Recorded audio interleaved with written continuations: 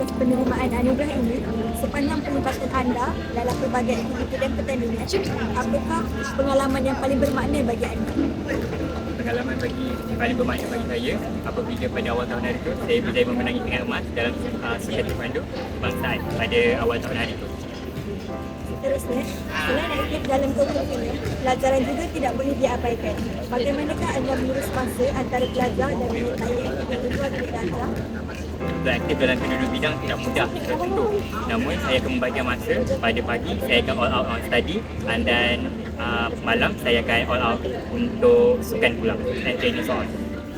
Dan akhir sekali, jika diberi peluang, aktiviti kokerilim apa yang anda ingin cuba sertai pada masa akan datang? Mungkin saya akan mempuluskan lagi sukan saya dalam bidang taekwondo ini ke peringkat yang lebih tinggi. Mana tahu pada tahun hadapan saya akan menyertai selection SUMA 2026.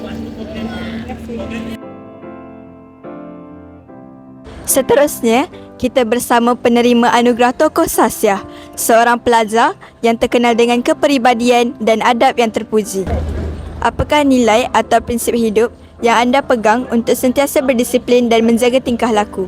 Nilai dan prinsip yang saya pegang dalam menjaga disiplin adalah nilai amanah, hormat dan tanggungjawab. Saya percaya sebagai pelajar saya perlulah menunjukkan contoh yang baik dan mematuhi peraturan sekolah. Saya juga melakukan perkara yang betul tanpa tiada siapa yang melihat kerana saya percaya disiplin yang sebenar datangnya daripada dalam diri sendiri dan bukan sahaja apabila diawasi ataupun disuruh.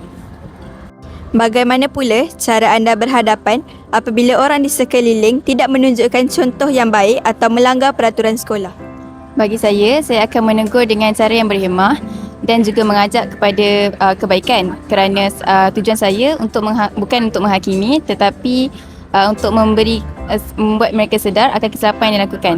Jika melibatkan keadaan yang lebih serius, saya akan melaporkan kepada guru-guru.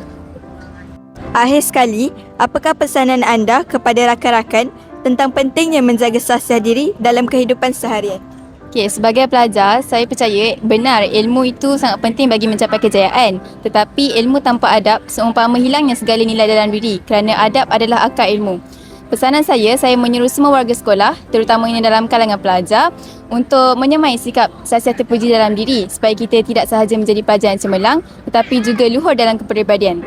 Saya dan sentiasalah berpegang pada nilai akhlak murni yang baik kerana menjaga sasiah bukan sahaja pada keterampilan dan kata-kata tetapi juga pada cara kita memilih untuk memaafkan, cara kita mengawal emosi dan tidak membalas kebencian dengan kebencian kerana kekuatan sebenar adalah pada kesabaran dan ketabahan diri.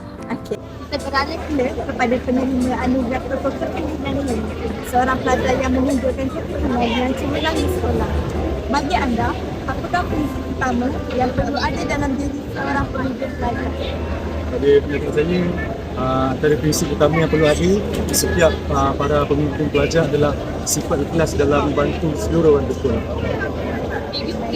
Terusnya, sepanjang mengikut tanggungjawab sebagai pemimpin, apakah cabaran terbesar yang anda hadapi dan bagaimana anda mengatasinya?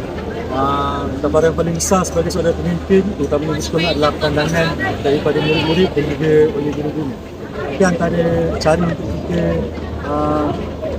hadapi semua cabaran itu adalah dengan yakin dengan apa yang kita buat and always buktikan kepada semua para guru dan juga murid bahawa kita boleh gunakan diri kita untuk memimpin para pelajar dan juga guru di sekolah. Akhir sekali, apakah nasihat anda pada pelajar lain yang bercita-cita ingin menjadi pemimpin di sekolah?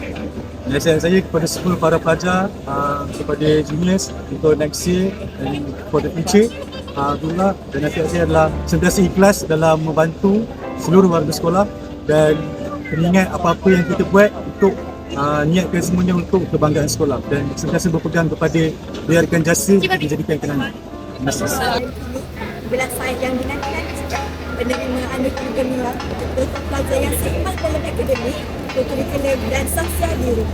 Ramai yang mengagumi keupayaan anda untuk mengurus masa dan bertanggungjawab dengan begitu baik. Bagaimanakah anda mengekalkan keseimbangan antara pelajaran dan aktiviti luar bilik darjah? Bismillahirrahmanirrahim. Assalamualaikum.